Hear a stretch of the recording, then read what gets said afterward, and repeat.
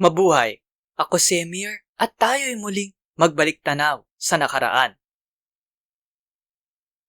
Parte ang video na ito ng aking mahabang bitinserye tungkol sa anti-terror law.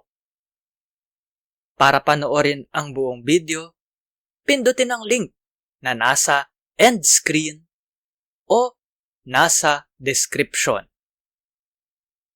Disclaimer lang po ha, babala.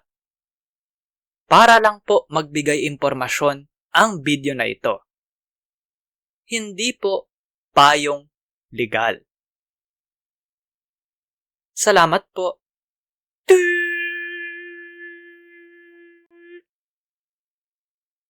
Ano po ang kahihinatnan kung nilabag po ang mga karapatang yan?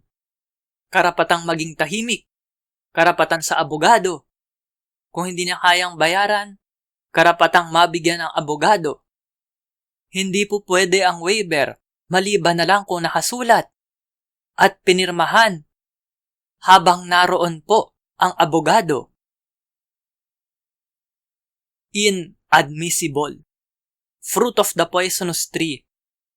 Hindi po pwedeng tanggaping ebidensya laban sa kanya ang anumang sasabihin niya.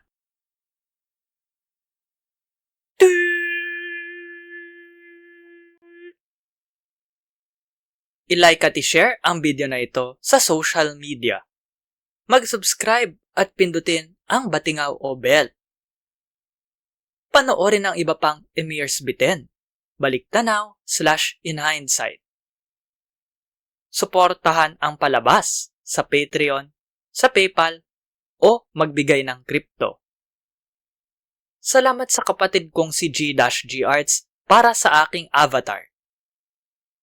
Tignan at suportahan ang kanyang mga gawa sa mga link sa description.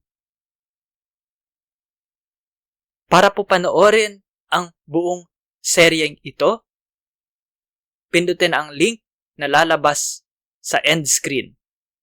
Dapat ngayon na. Maraming salamat po. Hanggang sa muli. At ingat.